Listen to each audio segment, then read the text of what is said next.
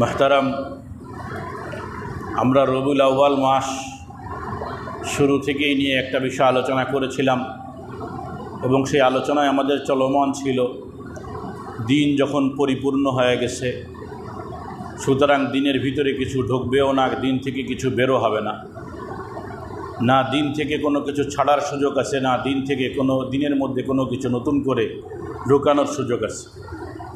যে বিষয়ের উপরে আমরা বেশ কিছু উদাহরণ দিয়েছিলাম যে কেউ এসে দিনের ভিতরে নতুন নতুন বিষয় ঢুকাইয়া বেদাতে রুসুমাত চালু করছে, কেউ এসে ইসলামের ভিতরে থাকা ওয়াজিব বিধান দাড়িকে অস্বীকার করছে, কেউ এসে কবরের আযাবকে অস্বীকার করছে, কেউ ৫ ওয়াক্ত নামাজকে অস্বীকার করছে, যেগুলো সব কুরআন সুন্নাহ দ্বারা প্রমাণিত। রাসূল করিম সাল্লাল্লাহু আলাইহি ওয়াসাল্লাম বলে দিলেন, আমি তোমাদের মাঝে দুইটা জিনিস রেখে গেলাম, কোরআন এবং সুন্নাহ। এই কোরআন এবং সুন্নাহ যদি তোমরা আঁকড়ে ধরো তাহলে আর কখনোই পথভ্রষ্ট হওয়া না। তো উম্মত যখন কোরআন সুন্নাহকে সামনে রাখে তো কোরআন সুন্নাহ আমাকে দিক নির্দেশনা দেয় যে শরীয়তে দাঁড়িয়ে আছে, কোরআন সুন্নাহ আমাকে দিক নির্দেশনা দেয় ঈদে মিলাদুন্নবী বলে কিছু নেই, কোরআন সুন্নাহ আমাকে দিক নির্দেশনা দেয় গান বাজনা শরীয়তে হারাম, কোরআন সুন্নাহ আমাকে দিক নির্দেশনা দেয় নামাজ ৫ ওয়াক্ত, কোরআন সুন্নাহ আমাকে নির্দেশনা দেয়, কোরআন আমাকে বলে যে কোরআনের সাথে আরও একটা জিনিস রয়ে গেছে, সেটা সুন্নাহ। এখন একটা প্রশ্ন আমাদের সামনে মাঝে মধ্যেই আসে আমাদের আহলে হাদিস ভাইদের পক্ষ থেকে, যারা সালফি ভাই আছেন তারা একটা প্রশ্ন ছুড়ে দেয়, যেই প্রশ্নের কারণে আমরা ধোঁকা খেয়ে যাই। কোরআন সুন্নাহই যখন রসুল রেখে গেছেন তাহলে মাযহাব কেন? আমরা হানাফি মাযহাবের অনুসারী, মক্কা মদিনাওয়ালারা হাম্বলি মাযহাবের অনুসারী, কেউ শাফি মাযহাবের অনুসারী, মদিনায় মালিকি মাযহাবের অনুসারী। এইভাবে বিভিন্ন এলাকায় উলামায়ে কেরাম এবং সাধারণ মুসলমান কোনো না কোনো মাযহাবের অনুসরণ করে। যেই মাযহাবের অনুসারী ফলোয়ার বেশি, বিশেষ করে এই 4টা মাযহাব, এটাই মশহুর হয়ে গেছে। যখন তাবেঈনদের জামানা ছিল, তাবেঈনদের জামানা ছিল, সেই সময় মাযহাব 4টা ছিল না, আরও ছিল। বড় বড় মুজতাহিদিন ছিলেন যারা কোরআন হাদিস বিশ্লেষণ করে কোরআন হাদিস থেকে মাসআলা বের করতেন, যার কারণে তাদের অনুসরণ করে তারা যেই এলাকায় অবস্থান করত ওই এলাকার মানুষ তার অনুসরণ করত। এই অনুসরণকেই মাযহাব বলে, যাকে আর এক পরিভাষায় তাকলিদ বলে। আমাদের এই অঞ্চল, ইরাক দিয়ে, ইরান দিয়ে, আফগানিস্তান হয়ে ভারত উপমহাদেশ, এই অঞ্চলটা আমরা হানাফি মাযহাবের অনুসারী। কেন আমরা হানাফি মাযহাবের অনুসারী? কারণ এই অঞ্চলে আবু হানিফা রাহমাতুল্লাহ আলাইহি তিনি কোরআন ও হাদিসের উপর রিসার্চ করে করে মাসালা গবেষণা করে আমাদেরকে দিয়েছেন এবং তার ছাত্ররা, তার অনুসারীরা, তার ফলোয়াররা এইগুলো গ্রহণ করছে এবং এগুলোর প্রচার প্রসার করছে। বিধায় আমাদের এই অঞ্চলে আমরা আবু হানিফা রাহমাতুল্লাহ অনুসরণ করি। এখন প্রশ্ন হলো, প্রশ্নটা বড় কঠিন প্রশ্ন। রসুল তো বলে গেলেন, তারাকতু ফীকুম আমরাইন লান তাজিল্লু মা তামাসসাকতুম বিহিমা কিতাবাল্লাহ ওয়া সুন্নাত রাসূলি, যে আমি তোমাদের কাছে দুইটা জিনিস রেখে গেলাম, এই দুইটা জিনিস যদি তোমরা আঁকড়ে ধরতে পারো তাহলে আর তোমরা পথভ্রষ্ট হবে না। অন্য অন্য উম্মত যেভাবে সমূলে ধ্বংস হয়েছে, ঈমান হারা হয়েছে, তোমরা ঈমান হারা হবে না। এখন প্রশ্ন, রসুল যখন কোরআন সুন্নাহ রেখে গেল তাহলে আপনারা আবু হানিফাকে কেন মানেন? আপনারা মালিককে কেন মানেন? আহমদ ইবনে হাম্বলকে কেন মানেন? আপনারা শাফিকে কেন মানেন? এই মাযহাব পাইলেন কোথায়? এখন যার ভিতরে কোরআন হাদিসের ইলম নাই, সাধারণ মানুষ, তারা তো তাই চিন্তা করবে, আরে তাই তো এতদিন এই যে প্রায় 4-5 সপ্তাহ আমি একই হাদিসের উপরে আলোচনা করতেছি, আপনারা খেয়াল করেছেন কিনা? এই একটাই হাদিস, কোরআন সুন্নাহকে সামনে রাখো, কোরআন সুন্নাহকে সামনে রাখো। এখন আমার এই কথার প্রেক্ষিতে যদি আপনার কানে এই কথা কেউ পৌঁছায় যে কোরআন সুন্নাহ যখন আসে তাহলে খতিব সাহেবরে জিজ্ঞাসা করো যে মাযহাব কেন মানতে হবে? কোরআন সুন্নাহই তো আসে, শরীয়তের সমস্ত সমাধান কোরআন সুন্নাহর মধ্যে আছে। তাহলে আবু হানিফা কোথার থেকে আসলো, শাফি কোথার থেকে আসলো, মালিক কোথার থেকে আসলো, হাম্বলি কোথার থেকে আসলো? প্রশ্নটা খালিউজ জেহেন, অর্থাৎ আপনার জেহেনে কোরআন হাদিস সম্পর্কে কোনো ইলম নাই, এরকম একটা প্রশ্ন করলে অটোমেটিক আপনি ধোকা খেয়ে যাবেন। তাই তো এতদিন তো খতিব সাহেবের মুখেই শুনে আসলাম কোরআন সুন্নাহর বাহিরে আর কিছু কোনো শরীয়ত নেই। তাহলে আবু হানিফা কোন শরীয়ত নিয়ে আসলো, শাফি কোন শরীয়ত নিয়ে আসলো? প্রশ্নটা বড় কঠিন আপনার জন্য। এই প্রশ্ন সে আমার কাছে করবে না, সে জানে যে এর জবাব আমার কাছে রয়ে গেছে। কারণ কোরআন সুন্নাহই আমাকে বলতেছে যে তুমি যদি না জানো তো জাননেওয়ালার কাছে জিজ্ঞাসা করে আমল করো। কোরআন কি বলতেছে? ফাসআলু আহলাদ যিকরি ইন কুনতুম লা তা'লামুন। যদি তুমি না জানো তো জাননেওয়ালার কাছে প্রশ্ন করো। কার কাছে? যে জানে তাকে প্রশ্ন করো। কোরআন আমাকে আরও সমাধান দিছে, ইয়া আইয়ুহাল্লাযীনা আমানু আতিউল্লাহ, কোরআন, আতিউর রাসূল সুন্নাহ, ওয়া উলুল আমরি মিনকুম, এবং তোমাদের মধ্যে যারা কোরআন সুন্নাহ ওয়ালা, উলুল আমরি মিনকুম অর্থ তুলি ঠিক, তোমাদের মধ্যে যারা কোরআন সুন্নাহ ওয়ালা। তাহলে রসুল বলল কোরআন সুন্নাহ রেখে গেলাম, সমাধান ওখানেই আছে। এখন আমরা যে যারা জাননেওয়ালা তাদেরকে মানি, তাদেরকে শুনি, তাদের কথা অনুযায়ী আমল করি, এটা কোথায় পাইলাম? এটাও কোরআনে আছে। রসুল যে কোরআন দিয়ে গেছেন, রসুল যে সুন্নাহ রেখে গেছেন, ওই কোরআন সুন্নাহই আমাকে বলতেছে তুমি যদি না জানো তাহলে আরেকজনের অনুসরণ করো। এই অনুসরণ করাকেই মাযহাব বলে, তাকলিদ বলে। কথাটা বুঝতেন নি আপনারা? কোরআন আমাকে বলতেছে ওমা কানাল মুমিনুনা লিয়ানফিরু কাফা, মুমিনদের জন্য এটা উচিত নয় যে সবাই মিলে জিহাদে বের হয়ে যাবে। সবাই যদি জিহাদ করে তাহলে দ্বীনের ইলম অর্জন কারা করবে? এজন্য আল্লাহ তাআলা সূরা তাওবার মধ্যে বলতেছেন ওমা কানাল মুমিনুনা লিয়ানফিরু কাফা, মুমিনদের সকলের জন্য উচিত নয় যে সবাই জিহাদে বের হয়ে যাবে। ফালাউলা নাফারা মিন কুল্লি ফিরকাতিন মিনহুম তাইফাতুন লিয়াতাফাক্কাহু ফিদ-দীন ওয়া লিয়ুনযিরু কওমাহুম ইযা রাজাউ ইলাইহিম লাআল্লাহুম ইয়াহযারুন। কয় সবাই জিহাদে যাবে না, তোমাদের মধ্যে একটা দল এমন থাকবে যারা ওই জিহাদ থেকে আলাদা হয়ে যাবে। তারা জিহাদের ময়দানে যে জিহাদের সময় দিতে পারবে না, তাদেরা জিহাদ থেকে ভিন্ন হয়ে মুমিনদের থেকে একটু আলাদা হবে। জিহাদ মুজাহিদ মুমিনদের থেকে আলাদা হবে কেন? লিয়াতাফাক্কাহু ফিদ-দীন, তারা দ্বীনের জ্ঞান অর্জন করবে। তারা কি করবে? দ্বীনের জ্ঞান অর্জন করবে। তো এই আয়াত থেকে বোঝা যায় যে সবাই কিন্তু আলেম হওয়া জরুরি না। কোরআনের আয়াত কোরআনে এই কথা বলতেছে যে দ্বীন সবাইকে শিখতে হবে, কিন্তু দ্বীনের ওপরে ইলম অর্জন করা, বুৎপত্তি অর্জন করা এটা সবার কাজ না। এক দল বের হবে, তাইফাতুন, একটা দল বের হবে মুমিনদের থেকে, যারা কোরআন হাদিস শিক্ষা করবে, যারা কোরআনের ইলম হাদিসের ইলম পরিপূর্ণতা অর্জন করবে। অর্জন করার পরে কেন কি করবে? ওয়ালিউনযিরু কওমাহুম ইযা রাজাউ ইলাইহিম, জ্ঞান অর্জন করার পরে তারা কি করবে? জ্ঞান অর্জন করার পরে তারা নিজ এলাকায় আসবে। যারা জিহাদে ব্যস্ত থাকার কারণে দ্বীনের ইলম অর্জন করতে পারে নাই, ব্যবসা বাণিজ্যে ব্যস্ত থাকার কারণে দ্বীন অর্জন করতে পারে নাই, চাকরি বাকরির জন্য দ্বীন অর্জন করতে পারে নাই, দ্বীনের ইলম নিতে পারে নাই, তাদেরকে তারা দ্বীন শিখাবে। কে বলতেছেন? স্বয়ং আল্লাহ বলতেছেন। এখন কথা হলো যে একদল কুরআন ও সুন্নাহর বুৎপত্তি অর্জন কইরা উম্মতের মধ্যে এসে উম্মতকে দ্বীন শিখাবে। উম্মতের কাজ কি?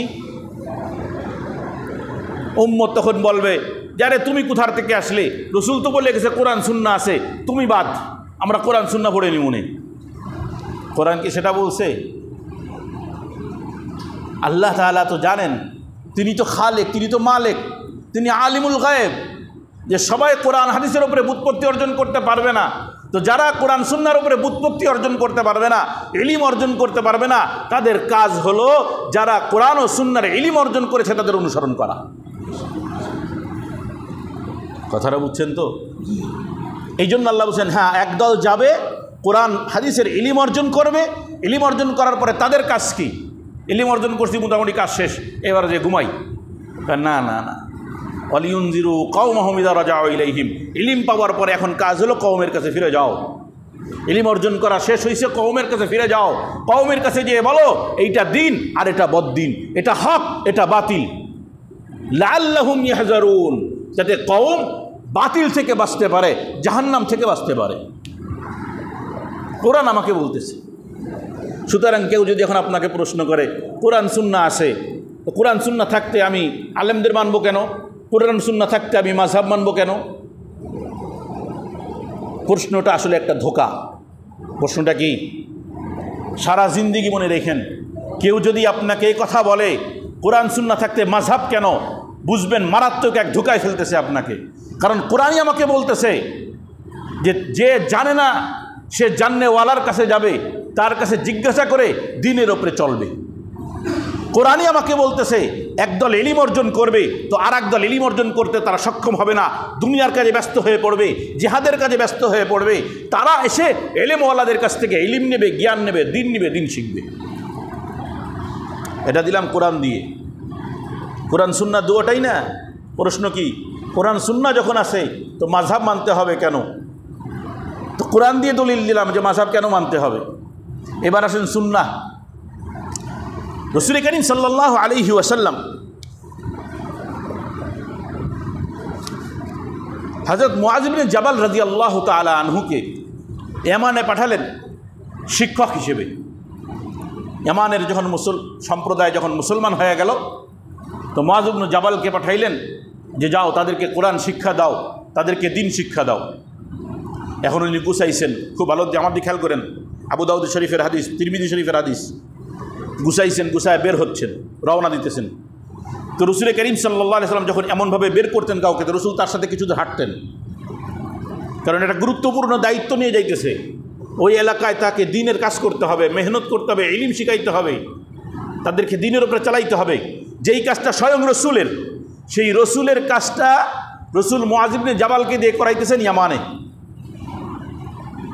বুঝতেছেন তো আমার কথাটা? খেয়াল না করলে বুঝে আসবে না। কিন্তু এখন রসুল কিছু দূর তার সাথে আসার পরে বলতেছে যে মুআয, যাইতেছো ইয়ামানে, মানুষকে তো দিনের মাসলা মাসাইল বর্ণনা করবা, কোরআন শিখাইবা। এখন যখন তোমার সামনে কোনো মাসআলা আসবে, সমাধান কিভাবে দিবা? কে রাসূলুল্লাহ, আল্লাহর কিতাব আমার কাছে আছে, আল্লাহর কিতাব দিয়ে দেব। কি দিয়ে দেবে? ভালো করে বুঝেন, কোরআন দিয়ে সমাধান দিব। রসুল জিজ্ঞেস করলেন, যদি কোরআনে সমাধান না পাও, এমন একটা সমস্যা তোমার সামনে আসছে, তুমি কোরআনে পাইলা না, সুন্নাতু হাবিবি, আমার হাবিবের সুন্নাত দিয়ে দিব। মানে রাসূল করিম সাল্লাল্লাহু আলাইহি ওয়াসাল্লামের সুন্নাত, আপনার যে বক্তব্য আছে, আপনার যে সুন্নাত আমার কাছে আছে, এইটা দিয়ে আমি সমাধান দিব। আবার রসুল জিজ্ঞেস করলেন, যদি সুন্নাতে না পাও, আমার বক্তব্যের ভিতরে যদি তুমি না পাও সমাধান, এমন একটা সামনে সমস্যা আসলো, কোরআনেও পাইলা না, সুন্নায়ও পাইলা না, তুমি কিভাবে সমাধান দিবা? এই হলো মূল কথা। খেয়াল করেন, মুআয ইবনে জাবাল বলতেছেন, আজতাহিদু রাই ওয়ালা আলু, তো আমি কোরআন সুন্নাহর মধ্যে গবেষণা চালাবো, কোনো অলসতা করব না, গবেষণা চালাবো। খেয়াল করেন, কোরআন সুন্নায় বাহ্যিকভাবে সমাধান যদি না পাই, তো আমি নিজে ওখানে কি করব? কোরআন সুন্নাহর মধ্যে ইজতিহাদ করব, ইস্তিমবাত করব, মাসআলা বের করব। রাসূল করিম সাল্লাল্লাহু আলাইহি ওয়াসাল্লাম ওনার বুকের উপরে এইভাবে একটা থাবা দিছেন, সামনাসামনি দাঁড়ানো, বুকের উপরে একটা থাবা দিয়ে বলতেছেন, আলহামদুলিল্লাহিল্লাযী ওয়াফাকা রাসূলিল্লাহি লিমা ইউরজি রাসূলুল্লাহ। ওই আল্লাহর প্রশংসা করি যেই আল্লাহ আল্লাহর রসুলের রসুলকে, আল্লাহর রসুলের রসুল, আল্লাহ রসুলের রসুলকে রসুলের কাছে পাঠাইতেছে না ওখানে? রসুল বলতেছেন আমি তোমাদের মধ্যে মুআল্লিম হয়ে এসেছি, ইন্নী বুইস্তু ফীকুম মুআল্লিমা, তোমাদের মধ্যে আমি হাবিব মুআল্লিম হয়ে আসছি। এখন এই হাবিবের ইলমের কাজ, মুআল্লিমের কাজ মুআয ইবনে জাবাল যাচ্ছে ইয়ামানে। এখন আমার হাবিব বলছেন আলহামদুলিল্লাহিল্লাযী ওয়াফাকা রাসূলা রাসূলিল্লাহ, আমি প্রশংসা ওই আল্লাহর করি যে আল্লাহ তার রসুলকে এই কথাটা বোঝার ক্ষমতা দিয়েছে যে আল্লাহর রসুল যেই কাজে সন্তুষ্ট, অর্থাৎ রসুল খুশি হয়ে গেছেন যে হ্যাঁ এটাই তো কাজ। কোরআন এবং সুন্নায় যখন পাবা না তখন ইজতিহাদ চালাবা। এইবার আসেন ইয়ামানে উনি চলে গেলেন, এটা আবু দাউদ শরীফের হাদিস আপনাদেরকে শুনাইলাম। ইয়ামানে চলে গেছেন, ইয়ামানে যাওয়ার পরে এইবার উনি কোরআন শিক্ষা দিতেছেন, মানুষকে কোরআন শিক্ষা দেয়, মাসলা মাসাইল শিক্ষা দেয়। বুখারী শরীফের 6734 নম্বর হাদিস, সুয়াইদ ইবনু ইয়াজিদ আল আসওয়াদ ইবনু ইয়াজিদ রাহিমাহুল্লাহ উনি বলতেছেন ক্বালা আতানা মুআয ইবনু জাবালিন বিল ইয়ামান মুআল্লিমান ওয়া আমিরান, মুআয ইবনু জাবাল আমাদের কাছে ইয়ামানে আসলেন। মুআয ইবনু জাবাল যে রসুল পাঠাইছেন, আগের হাদিসে কি শুনাইলাম, রসুল পাঠাইছেন না ইয়ামানে। এবার বলতেছেন মুআয ইবনু জাবাল উনি আমাদের কাছে আসলেন ইয়ামানে, আমাদের আমির হয়ে, আমাদের শিক্ষক হয়ে। খুব ভালো করে বুঝেন কথাটা, কি হয়ে আসছে? শিক্ষক হয়ে, আমির হয়ে আসছে। আসার পরে ফাসআলনাহু আন রাজুলিন তুফিয়া, আমরা এক ব্যক্তি সম্পর্কে তার কাছে মাসআলা নিয়ে গেলাম। লোকটা মারা গেছে, একটা লোক মারা গেছে, সওয়াল নিয়ে গেছে, প্রশ্ন, মাসআলা দেন। এক লোক মারা গেছে, তারাকা ইবনাতাহু ওয়া উখতাহু, সে একটা মেয়ে এবং একজন বোন রেখে গেছে, আর কেউ নাই। কথাটা বুঝছেন তো? জিজ্ঞাসা করতেছেন, যেহেতু আমাদের কাছে শিক্ষক হয়ে আসছেন, এখন শিক্ষকের কাছে জিজ্ঞাসা করতেছে হুজুর আমাদের এক ভাই মারা গেছে, সেই লোকের যে সম্পত্তিটা আছে এই সম্পত্তি সে রেখে গেছে, সাথে একটা মেয়ে আছে আর একটা বোন আছে, এখন সম্পদ কিভাবে ভাগ করব?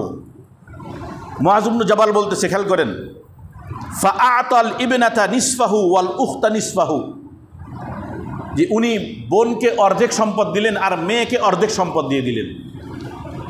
বুখারী শরীফের হাদিস, উনি কিন্তু বলেন নাই যে আমি যে আমল করলাম রসুল বলেছেন বোন অর্ধেক পাবে, মেয়ে অর্ধেক পাবে, এটা কিন্তু বলেন নাই।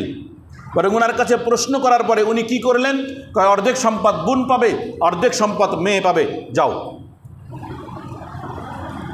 শিক্ষক হয়ে আসলেন ইয়ামানে, সেখানে কোরআন সুন্নাহ বলে নাই, কোরআনে এমন আছে, বলে নাই সুন্নায় এমন আছে, বরং মুআয ইবনু জাবাল যখন ফতোয়া দিয়ে দিলেন সবাই মেনে নিয়ে চলে গেছে। এটাকে বলা হয় তাকলিদ, এটাকে বলা হয় মাযহাব। আসেনি কোরআন সুন্নায় মাযহাব? হ্যাঁ, বুখারী শরীফের মধ্যে মাযহাব আছে। আচ্ছা, যারা হাদিস দিয়ে বলে যে এই যে হাদিসের কিতাব আছে, মাযহাব কেন দরকার? এই হাদিসের যে কিতাব যার, বুখারী, হাদিসের কিতাবকার মুসলিম, হাদিসের কিতাবকার তিরমিজি, হাদিসের কিতাবকার আবু দাউদ, হাদিসের কিতাবকার ইবনে মাজা, সবাই মাযহাবের অনুসারী। বুখারী শাফি মাযহাব, মুসলিম শাফি মাযহাব, তিরমিজি হাম্বলি মাযহাব, আবু দাউদ শাফি মাযহাব, ইবনে মাজা শাফি মাযহাব, মুসান্নিফ ইবনে আবি শাইবা হানাফি মাযহাব। যতগুলো হাদিসের কিতাব পাবেন, আপনারা তো চেনেন মাত্র 5-6টা হাদিস, 5-6টা না, হাদিসের কিতাব হাজার হাজার হাদিসের কিতাব যেগুলো সংরক্ষিত আছে সারা বিশ্বের বিভিন্ন লাইব্রেরিতে। আমি যেখানে ছিলাম নানুপুরে, আমাদের নানুপুরে যে সমস্ত হাদিসের কিতাব আমরা মুখস্থ করছি প্রায় 300-400-র উপরে, যে এতগুলো হাদিসের কিতাব আমাদের লাইব্রেরিতে আছে। সবাই মাযহাব মানতেন। আরও মজার কথা আসেন, ইমাম বুখারীর উস্তাদ আব্দুল্লাহ ইবনে মুবারক হানাফি মাযহাব, উনি নিজে একজন ইমাম ছিলেন। উনার আর এক উস্তাদ মাক্কি ইবনে ইব্রাহিম, যার থেকে সবথেকে বেশি শক্তিশালী হাদিস ইমাম বুখারী রওয়ায়াত করছে, বর্ণনা করছে, সবথেকে বেশি শক্তিশালী হাদিস। অর্থাৎ ইমাম বুখারী থেকে রসুল পর্যন্ত মাধ্যম মাত্র 3 জন। সুবহানাল্লাহ কন্যা। ইমাম বুখারী থেকে রসুল পর্যন্ত মাধ্যম কয়জন? 3 জন। সব থেকে বুখারীর মধ্যে যতগুলো হাদিস আছে তার মধ্যে সুলাসিয়াত বলা হয়, রসুলের সাথে আর বুখারীর মাঝখানে কয়জন? মাত্র 3 জন। এই হাদিসগুলো বর্ণনা করছে যেই উস্তাদ থেকে, মক্কি ইবনে ইব্রাহিম, আবু হানিফার খাস ছাত্র। আমার উস্তাদ এই জন্য বলতেন, ওরে আবু হানিফা যদি না থাকতো তো বুখারি হইতো না, বুখারি হইতে পারতো না যদি আবু হানিফা না থাকতো। ও মোহতারাম ভাইও, এই জন্য এই ধোকায় পড়া যাবে না। আসেন সুন্নাহ দিয়ে আরেকটা দলিল দিই। রাসূল করিম সাল্লাল্লাহু আলাইহি ওয়াসাল্লাম মজলিসে বসা, হুযায়ফা রাদিয়াল্লাহু তাআলা আনহু বলতেছেন, আমরা রাসূলের কাছে বসে আছি। রাসূল কিছুটা মন মারা হয়ে বসে হঠাৎ বলতেছেন, ইন্নী লা আদরি মা বাকাই মিনকুম, আমার সাহাবীরা শুনে রাখো, কতদিন আমি তোমাদের মধ্যে থাকবো আমি জানি না। আমি তোমাদের মধ্যে দুনিয়াতে কতদিন থাকবো জানি না। অন্য নবীরা যেভাবে বিদায় নিয়ে চলে গেছে, আজ হয়তো আমিও তোমাদের থেকে বিদায় নিয়ে চলে যাব। তো আমি চলে যাওয়ার পরে তোমাদের করণীয় কি?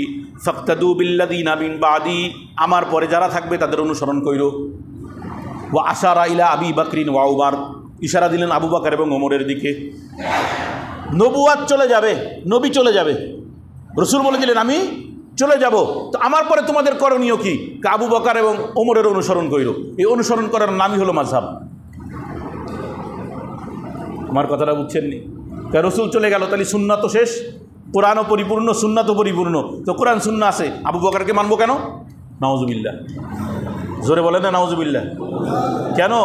কারণ সুন্নাহই বলে গেছে আবু বকরকে মানতে হবে, সুন্নাহ বলে গেছে ওমরকে মানতে হবে, সুন্নাহ বলে গেছে উসমানকে মানতে হবে, সুন্নাহ বলে গেছে আলীকে মানতে হবে।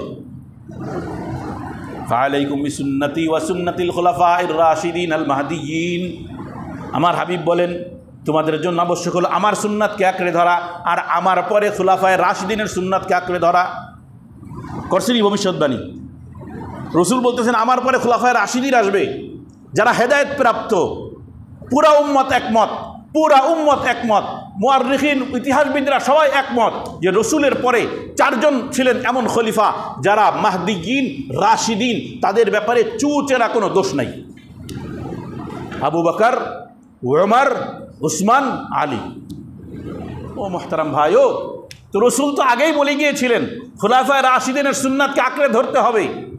তো সুতরাং তোমরা যখন আমার সুন্নায় যখন কিছু পাবা না, তো খুলাফায়ে রাশিদিনের সুন্নাহ ধরো। তাদের সুন্নার মধ্যে দেখো কি আছে। আমরা যখন দেখি জুম্মার আজান 2টা হয়, একই ব্যাপার। রাসূলের জামানায় তো 2টা হইতো না। কারে না, রাখো রাখো রাখো, রাসূলের জামানায় হয় নাই, উসমানের জামানায় হয়েছে। আর রাসূল বলে গেছে উসমানের জামানার সুন্নাহ তো আঁকড়ে ধরতে হবে। সুতরাং আজান কয়টা হবে? আরে 20 রাকাত তারাবি রাসূলের জামানায় তো আমভাবে পড়ে নাই, ব্যাপক হারে এরকম জামাত সহকারে পড়ে নাই, এক খতম কোরআন দিয়ে এভাবে তো রাসূলের জামানায় পড়ে নাই। ওরা তো সারা রাত পড়তো। তোমরা 20 রাকাত পাইলা কোথায়? জামাত সহকারে এভাবে পড়তে হবে। রাখো রাখো রাখো, রাসূল বলে গেছে আলীর ওমরের সুন্নাত মানতে হবে, তো ওমর 20 রাকাতের সুন্নাত বা জামাত চালু করে গেছে, সুতরাং ওইটাও মানতে হবে। আসেনি কোরআন সুন্নার মধ্যে। সুতরাং কেউ যদি এই প্রশ্ন ছুড়ে দেয় যে কোরআন সুন্নাহ মানবো, মাযহাব কোথার থেকে আসলো, এটা একটা ধোঁকাবাজি প্রশ্ন। আরও মজার কথা শুনেন, যখন আবু বকর রাদিয়াল্লাহু তাআলা বিদায় নিলেন দুনিয়ার থেকে, খলিফা কে হলেন? জোরে বলেন না। ওমর রাদিয়াল্লাহু তাআলা সিংহাসনে বসে বলে দিলেন, শরীয়তের সমাধান কোরআন। খুব ভালো করে খেয়াল করবেন, শরীয়তের সমাধান কোরআন, দ্বিতীয় সমাধান সুন্নাহ। কোরআন সুন্নায় পাওয়া না গেলে আবু বকরের ফতোয়া। কি বললেন? আবু বকরের ফতোয়ায় যদি সমাধান না হয় তো উলামা একরাম বসে সমাধান করবে। মানে নিজের কথা আর বলে নাই, কারণ উনি তো নিজে এখন কি খলিফা। আচ্ছা, রাসূল বলে গেছেন কিন্তু যে আবু বকরের পরে ওমর আছে, ওমরের পরে উসমান আছে, উসমানের পরে আলী আছে, কিন্তু নিজের কথা না বলে বলছেন উলামা একরাম সমাধান করবে। এখন উলামা একরাম কারা? সব বড় বড় সাহাবাদেরকে উনি উনার মন্ত্রী পরিষদে বসাইছে, বড় বড় সাহাবা, সব দাড়ি পাকা বুজুর্গ আল্লাহর ওলি। মাঝখানে ছোট্ট একখান পিচ্চি আছে, ইবনে আব্বাস। বয়স তো ছোট, অল্প বয়স, রাসূলের চাচাতো ভাই, কিন্তু বয়স অনেক কম। কারণ আব্বাস রাদিয়াল্লাহু তাআলা রাসূলের বয়সী ছিলেন, তাহলে সেই হিসেবে ওনার সন্তান। এখন উনি ছোট মানুষ, যারা বড় সাহাবা এরা বলছে খলিফাতুল মুসলিমিন আমিরুল মুমিনিন, এই আমরা বড়রা সব বুড়োরা বসে বসে মশওরা করি দিনের বিষয়ে, রাষ্ট্রীয় বিষয়ে, আমাদের মাঝখানে ছোট একজন যে বসা একটু কেমন লাগে। খেয়াল করেন একটু কেমন লাগে। তা বলছে আমি তোমাদের সময় মতন জবাব দিব। ওই সময় জবাব দেয় নেই। দীর্ঘ কয়েকদিন পর পার হয়ে গেছে, ভুলে গেছে এই কথা সবাই। ওমর রাদিয়াল্লাহু তাআলা আনহু সবার সামনে প্রশ্ন ছুড়ে দিলেন যে ইযা জাআ নাসরুল্লাহি ওয়াল ফাতহ ওয়া রাআইতান নাসা ইয়াদখুলুনা ফি দীনিল্লাহি আফওয়াজা ফাসাব্বিহ বিহামদি রাব্বিকা ওয়াস্তাগফির ইন্নাহু কানা তাওয়াবা। ছোট্ট একটা সূরা, সবার মুখস্থ আছে না? এই নামাজি যারা, সবার তো মুখস্থ আছে। যেটা নাই সেটা নামাজিরা।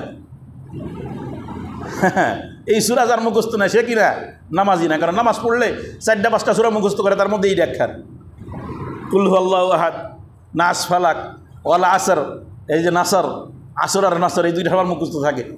এখন বলতেছে এই সূরাতুন নাসর এটা যে অবতীর্ণ হয়েছে, এই অবতীর্ণের প্রেক্ষাপট কি বলো? এই সূরার ভিতরে কি বলা হয়েছে সবাই বলো। ইবনে আব্বাস তুমি চুপ থাইকো, মনে আছে রিকোয়েস্ট পরে জবাব দিব।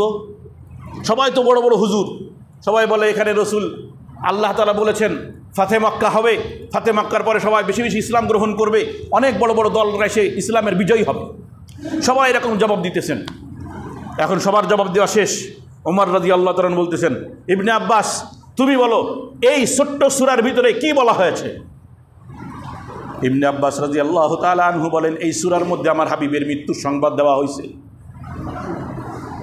কি দেওয়া হয়েছে? ছোট্ট একটা সূরা, বড় বড় সাহাবা একরাম বলতে পারে নাই এই সূরার ভিতরে কি বলা হয়েছে।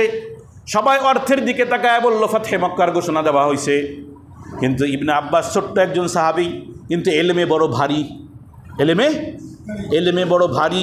ওই এলেমে ভারী ছোট্ট একটা মানুষ, সে বলতেছে এই সূরার মধ্যে আমার হাবিবের মৃত্যুর সংবাদ দেওয়া হয়েছে। ওমর রাদিয়াল্লাহু তাআলা আনহু বললেন হ্যাঁ এটাই সঠিক। অন্য অন্য বড় বড় বুড়ো বুড়ো সাহাবারা বলতেছেন হায় হায় কি ব্যাপার, এই ইলম তো আমাদের কাছে নাই। ইবনে আব্বাস বলো কিভাবে এখানে রসুলের মৃত্যুর সংবাদ দেওয়া হয়েছে? তাই আমিরুল মুমিনিন আল্লাহ তাআলা বলে দিলেন ইজা জা নাসরুল্লাহ, যখন আল্লাহর নুসরত আসবে, ফাতা বিজয় আসবে, তখন আপনি দেখবেন চারিদিক থেকে মানুষ আর দলে দলে ইসলাম গ্রহণ করতেছে, ইসলামের বিজয় হয়ে যাবে। ইসলামের বিজয় হয়ে যাওয়ার পরে আপনার কাজ কি? ফাসাব্বিহ বিহামদি রাব্বিকা ওয়াস্তাগফির, আপনি আপনার রবের নামে জিকির করেন, পুত পবিত্রতা বর্ণনা করেন, ইস্তিগফার করেন। ইন্নাহু কানা তাওয়াবা, আপনার চলে যাওয়ার সময় হয়ে গেছে, জিকির আজকারের মাধ্যমে সময়টা ব্যয় করেন। বিজয় হয়ে গেছে ইসলামের। তো ইসলামের ওই যে শুনাইছিলাম আল ইয়াউমা আকমালতু লাকুম দীনাকুম, দিন পরিপূর্ণ হয়েছে, সবাই খুশি। আবু বকর কান্দে, কান্দো কেন? কারে দিন যখন পরিপূর্ণ হয়ে গেছে, নবীর যাওয়ার সময় হয়ে গেছে। কেউ বোঝে না, আবু বকর বুঝছে। এই ইজা জা নাসরুল্লাহ, ইবনে আব্বাস তুমি কেমনে বুঝলা? আবু বকরের থেকে শুনছি। কার থেকে পাইছে এলেন? এই জন্য আমি ইবনে আব্বাসকে রাখছি আমার মন্ত্রী পরিষদে। বুঝছেন তো যে আমরা কোথার থেকে পাচ্ছি এগুলো? তো সুন্নাহর মধ্যে বলতেছে এটা মানতে হবে। এইবার আসেন যারা বলে যে না মাযহাব মানা যাবে না, খুব ভালো করে খেয়াল করবেন কিন্তু তারা আবার বর্তমান জামানার আরব বিশ্বের বড় বড় মুফতিদের ফতোয়া দেয়।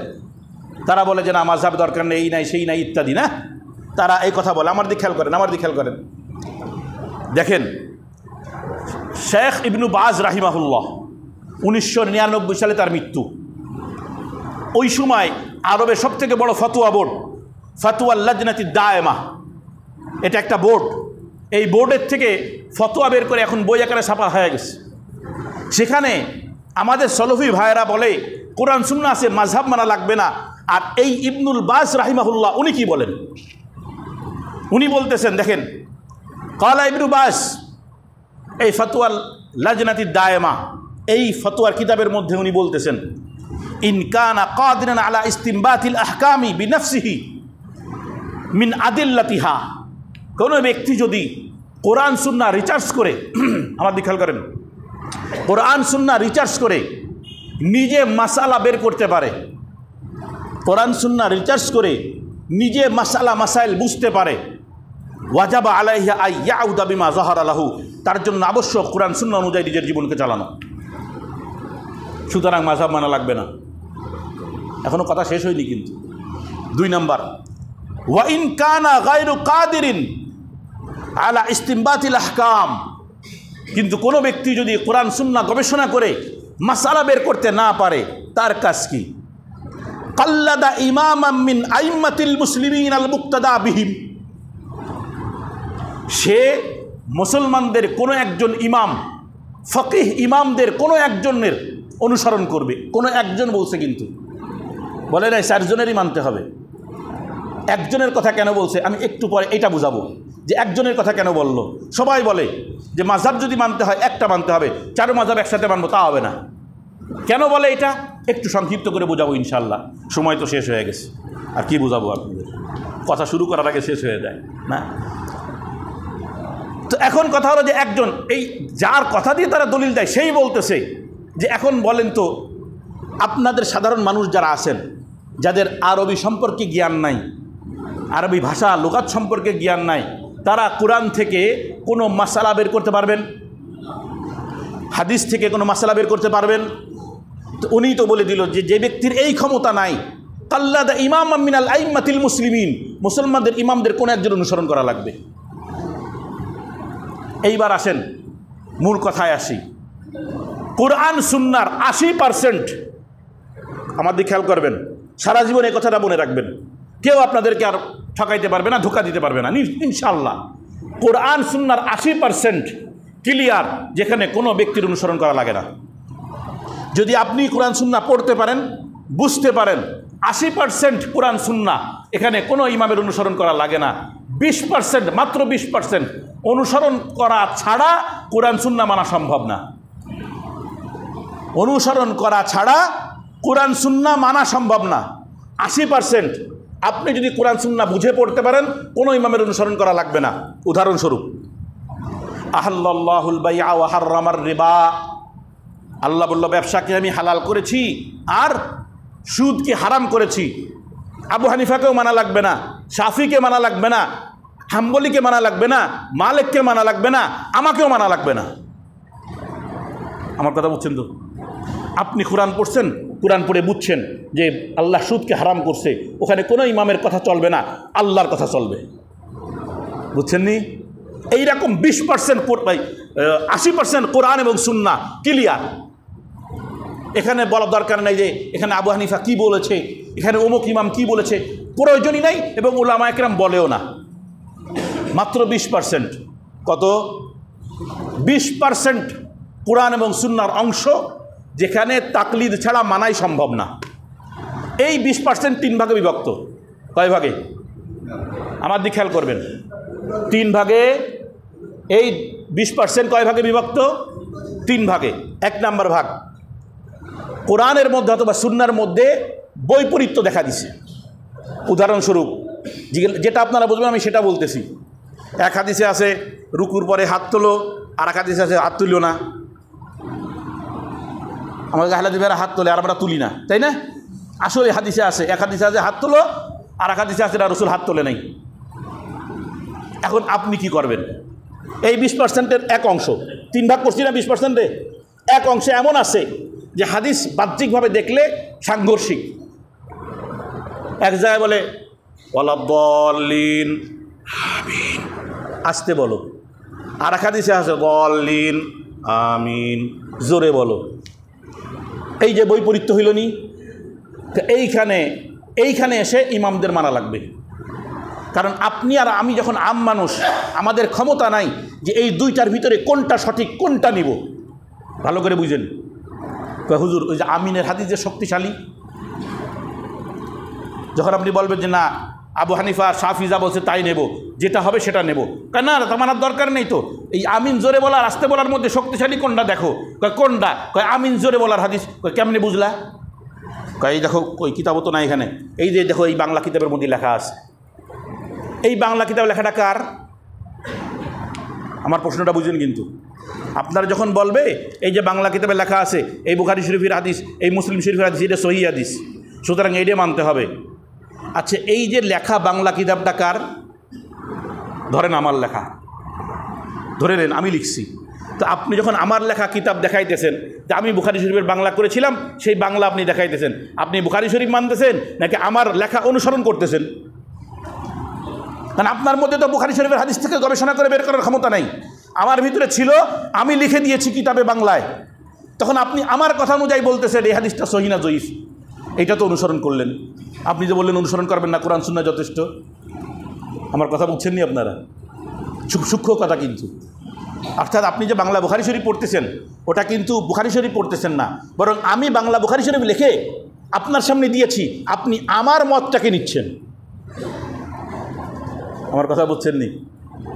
যেমন বুখারী শরীফে আছে, ইযা ক্বালা আল ইমামু গায়রিল মাগযুবি আলাইহিম ওয়ালাদ-দাল্লিন ফাকুলু আমিন। বুখারী শরীফে আছে যে ইমাম যখন বলে গায়রিল মাগযুবি আলাইহিম ওয়ালাদ-দাল্লিন, তোমরা বলো আমিন। বুখারী কিন্তু একটুক আছে। এখন আমি তরজমা করে দিচ্ছি, খেয়াল করবেন। যখন ইমাম বলবে গায়রিল মাগযুবি আলাইহিম ওয়ালাদ-দাল্লিন, তোমরা বলো ব্র্যাকেটে সমস্বরে আমিন। ব্র্যাকেটে কি লিখে দিছি? সমস্বরে, স্বর উঁচু করে সবাই মিলে একসাথে আমিন বলো। এই যে মাঝখানে ব্র্যাকেটে আমি লিখে দিলাম, আপনি তো মনে করছেন বুখারী শরীফের হাদিসে আছে। আপনি কি বুখারী শরীফের হাদিস মানলেন না আমারে মানলেন? আমার কথা বুঝছেন তো? আপনি যে জগতেই যাবেন, অনুসরণ করা ছাড়া তো আপনি সেই জগতে চলতে পারবেন না। ব্যবসা বাণিজ্য করলেও একজন ব্যবসার সাথে থেকে শিখতে হয়, ডাক্তারি করলেও একজন ডাক্তারের সাথে ইন্টারনি করে শিখতে হয়, তাই না? ইক্তেদা ছাড়া, অনুসরণ ছাড়া সম্ভবই তো না দুনিয়া। এখন 20%-এর 1% গেল, 20%-এর 3 ভাগ, 3 ভাগের 1 নাম্বার ভাগ গেল হলো যখন আমাদের বাহ্যিকভাবে বিপরীতমুখী হাদিস মনে হবে, কুরআন মনে হবে, তখন বলতে হবে যে ঠিক আছে, এটা তো এই জ্ঞান তো আমাদের কাছে নাই, এই জ্ঞান তো কি নাই আমাদের কাছে নাই, সুতরাং আমরা এক্ষেত্রে উলামায়ে কেরামের অনুসরণ করব। এটাকে মাযহাব বলে। 2 নাম্বার, হাদিস তো একটা, মতলব 2 রকম। হুজুর এরকম হয় নাকি? কাহা হয়। আয়াত একটা, মতলব 2 রকম। এটা হয়নি? কাহা এটা হয়। এখন এটার দলিল দিতে গেলে আপনারা বুঝে আসবেন। এখন আউলা মাস্তুমুন নেসা একটা আয়াতে আছে। এই যে আউলা মাস্তুম, এটা ব্যাকরণগত কথা। আমি কয়দিন আগে বলছিলাম যে কোরআন বুঝতে গেলে ব্যাকরণ লাগে, আরবি ব্যাকরণ লাগবে। লা মাস্তুম মানে পরস্পর একে অপরকে স্পর্শ করা। এখন যখন তোমরা নারীদেরকে পরস্পর এক স্পর্শ করবে, আমার দিকে লক্ষ্য করে বুঝেন তো কি বুঝাইতে চাইছি। কোরআন বলতেছে আউলা মাস্তুমুন নেসা, যখন তোমরা পরস্পরকে স্পর্শ করবে। লা মাস্তুম এটার অর্থ হলো একে অপরকে জড়ায় ধরা, বুঝছেন তো? একে অপরকে, স্বামী স্ত্রী যখন একে অপরকে জড়ায় ধরে, কোন মুহূর্তে, বাস বাকিটুকু বলতেছি না, বুঝেন। এখন একদল ইমাম বুঝতেছে এখানে উদ্দেশ্য হলো স্বামী স্ত্রীর সম্পর্ক, আর এই লামস মানে অর্থ স্পর্শ করা। আর একদল ইমাম বুঝতেছেন এখানে 2 রকমই অর্থ আসবে, শুধু স্পর্শ করা হাত দিয়ে। কথাটা বুঝছেন তো? 2 রকম অর্থ। আর আমরা কোনটা নিব? এখানে তো আমাদের ক্ষমতা নেই এই তাহকিক করার, আসেনি? আপনি পারবেন না, এটা ক্ষমতা আপনার আমার কাজ কি? উলামায়ে কেরামের অনুসরণ করো, ইমামদের অনুসরণ করো। যেটা ইবনুল বাজ বলছেন যে ইক্তাদা ইমামান বিল আইম্মাতিল মুসলিমিন, মুসলমানদের কোন এক ইমামের অনুসরণ করা লাগবে। এই যে 20%-এর মধ্যে 2% গেল। তৃতীয়টা হলো আধুনিক মাসালা। খুব ভালো করে বুঝেন, কিছু বলবেন? আধুনিক মাসালা, আমার দিক খেলা করেন, ওটা এই আপনারা পিছনে যে জিজ্ঞেস করে আসেন। আধুনিক মাসালা বিকাশে বর্তমানে লেনদেন হয়, এর মধ্যে একটা লাভ আসেনি? লাভ আসেনি? বিকাশে যখন আপনি টাকা লেনদেন করেন, দেখুন একটা টাকা দেয় মাঝে মধ্যে, 20 টাকা, 10 টাকা, 13 টাকা, কত টাকা যেন আসে না? এই টাকার হুকুম কি? রাসূলের জামানায় বিকাশ ছিল নি। আরও সহজ দেন, টেস্ট টিউব মাসালা। টেস্ট টিউব, বর্তমানে টেস্ট টিউবের মাসলা বেরোইছে, দেখছেন নি? যে মেয়ের শুক্রাণু আর ছেলের ভ্রূণ নিয়ে মেশিনের মধ্যে দিয়ে বাচ্চা তৈরি করবে, বা অন্য মহিলার গর্ভে দিয়ে বাচ্চা তৈরি করবে। এখন কত হলো বর্তমান জামানায়, এটা তো নতুন মাসালা। এটা সমাধান কি? কিয়ামত পর্যন্ত আসা সমস্ত মাসালার সমাধান কোরআন হাদিসে আছে। জোরে বলেন, কোরআন হাদিসে কিয়ামত পর্যন্ত আসা সমস্ত সমস্যার সমাধান কোরআন হাদিসে আছে। এখন বর্তমান জামানায় এই মাসালা তো কোরআন হাদিসে আমরা পাইতেছি না। হ্যাঁ, আমরা পাইতেছি না কারণ আমরা তো জাহেল, আমরা তো জানি না। কিন্তু ইমাম মিন আইম্মাতিল মুসলিমিন তারা সমাধান দিয়ে গেছে। তারা কি দিয়ে গেছে? এই বর্তমান মাসলা কোরআনে যে স্পষ্ট যেটা নাই, সেটা আমরা তাদের থেকে বুঝে নেব। এটাই কোরআন সুন্নাহর অনুসরণ। তো কোরআন সুন্নাহর 80%, ওখানে আসলেই মাযহাবের প্রয়োজন নেই। কেউ যদি বলে থাকে যে এর মধ্যে মাযহাব মানতে হবে, বুঝতে পারবে ধোঁকাবাজ। আর কোরআন সুন্নাহর 20%, যেটা মাযহাব ছাড়া বা তাকলিদ ছাড়া সম্ভবই না মানা। আমিন আর জোরে আসতে বলা, আপনি কোনটা মানবেন? আপনার মধ্যে ক্ষমতা আছে নাকি? হাত উঠাবেন কি হাত উঠাবেন না আপনি কেমনে বুঝবেন? হাদিস তো দুই রকম আছে, ক্ষমতা আছে আপনার পার্থক্য করার। একই আয়াতের দুইটা অর্থ, কোনটা নেবেন? ক্ষমতা আছে আপনার পার্থক্য করার। নতুন মাসালার সমাধান কি করে বুঝবেন? নতুন জামানা, পুরান হাদিসে এরকম জামানা স্পষ্ট নাই। বর্তমান আধুনিক ব্যাংকিংয়ের মশলা স্পষ্ট আছে, কিন্তু আপনার কোরআন থেকে বের করার ক্ষমতা নাই। তো কীভাবে সমাধান করবেন? উলামা কেরামের দ্বারস্থ হও, এটাই তো মাযহাব। সুতরাং কেউ যদি প্রশ্ন করে কোরআন সুন্নাহ থাকতে মাযহাব কেন, বুঝবেন ধোঁকাবাজ। ঢুকছে আপনাদের মাথায় কথাটা? আপনাদের মাথায় কথাটা ঢুকছে তো? কেন ঢুকাইতেছি ভাই, কেন যে ঢুকাইতেছি? এই যে কত বড় ফিতনা হয়ে গেছে বর্তমান জামানায়। এইবার আসেন, এক ইমামকে কেন মানতে হবে? ওই দেখেন স্যার আসবে না, শেষ করবো, আসবে না। ও আমি অপেক্ষা করতেছিলাম, মেহমান আসবে কি সেই জন্য ভিতরে চলে আসছে। ও আচ্ছা আচ্ছা আচ্ছা, দেখছেন। আচ্ছা, এক ইমামকে কেন মানতে হবে? আমি আমার মসজিদের মুসল্লিদের উদাহরণ দিতেছি। আপনাদের মধ্যে একজন আছে, আমার এখানে জুম্মার মুসল্লি, 5 ওয়াক্তের মুসল্লি কিনা আমি জানি না। দেখেন, যদি বলেন না আমি এক ইমামরে মানবো না, সব ইমামরে মানবো, যখন ইচ্ছা তারে মানবো। এইবার আসেন, চারো মাযহাবের মাসালা হলো, বউ যদি 3 তালাক হয় তাহলে আর হালাল না, সে বউ কি না? হালাল না।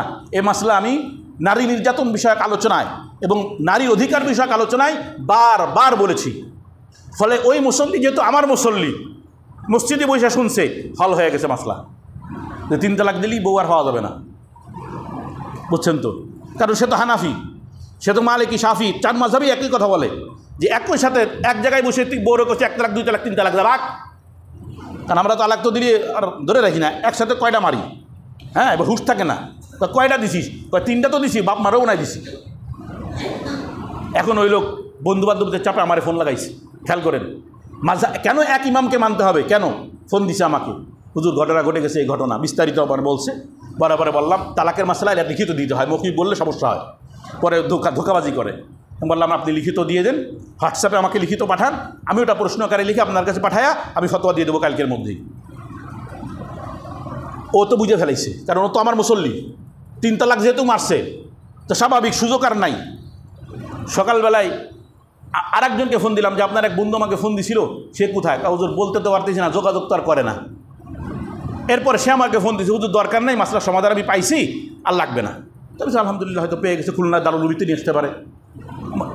কিছুদিন পরে শুনি হজরতে দেখছে বউ তো হারাম, বউ তো কি হারাম। এতদিন তো খতিব সাহেবের কথা শুই না, নামাজ পড়ছি, রোজা রাখছি, হজ করছি, সেহরি খাইছি, সব কিছু করছি, বিয়েও তো করছি খতিব সাহেবের মাসলা অনুযায়ী।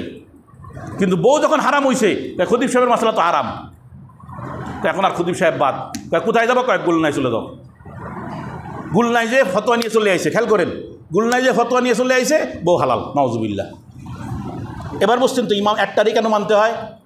কারণ একদিকে আসি, যখন ধরা খাব তখন আর একদিকে যাব। এই যে ইসলামকে যেন আসলে কি সে ইসলামের উপর আমল করছে, আপনাদের কি মনে হয়? সারা জীবন সে একরকম চললো ইসলামের উপরে, হঠাৎ যখন ধরা খাইছে তখন উল্টা ডিগবাজি মাইরা আর একদিকে দৌড় মারছে। তাহলে আসলে কি ইসলাম মানছে নাকি ইসলামটা তামাশা বানাইছে? ইসলামের সে তামাশা বানাই ফেলাইছে যে বউ হারাম, এখন আমি ওই মাযহাবে চলে যাই, আর বউ হালাল, তো আমি এখন এই মাযহাবে আসি।